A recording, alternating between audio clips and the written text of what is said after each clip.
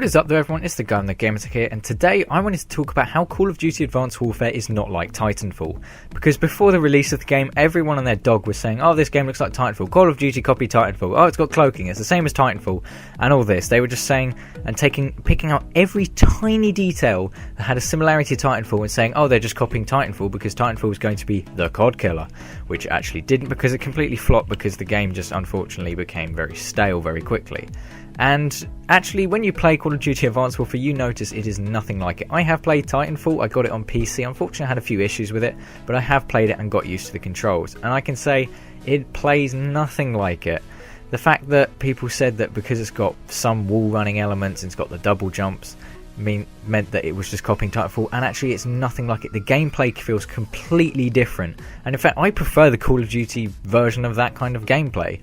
I've personally found that Titanfall, the free running thing, was a cool idea and it did look good, but actually when you played Advanced Warfare it made Titanfall feel like you were on autopilot, and because the computer was judging what you were doing, whereas in Advanced Warfare you feel like you have a bit more control over what your character's doing. Unfortunately there's still some annoying moments. I'm pretty sure everyone has had this auto mantle problem on Riot. I got so irritated at this.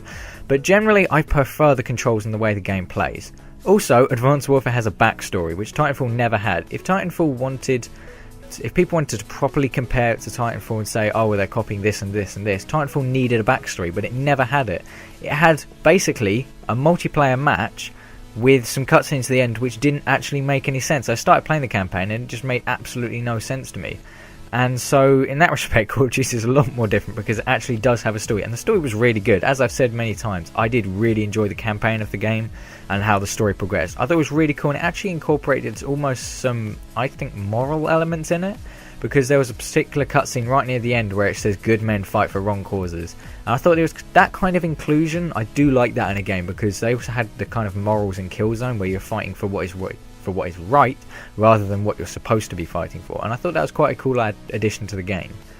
Now, in terms of the mech suit that happens to be in Advanced Warfare, I personally think they are completely different as well. They aesthetically don't look particularly similar, and they function completely differently, and the way you acquire them is in some ways similar, but they are still different.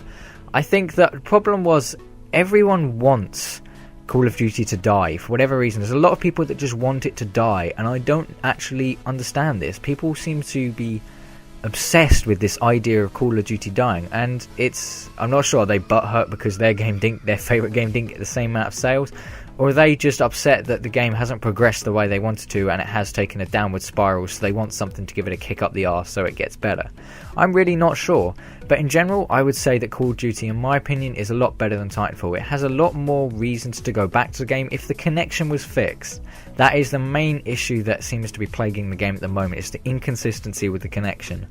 Admittedly, it's been taking some improvements, and I generally find that in a game I get good connection, but the problem is the connection seems to fluctuate during the game. I'll find that I will be playing, and then part of the way through the game it'll be a great connection, and then it'll start lagging, and then it'll be a great connection, and it's really unusual the way the connection is changing. And hopefully developers will start to address this more quickly. And in fairness, a lot of people haven't actually given the game time. The game is maybe it's a month old now.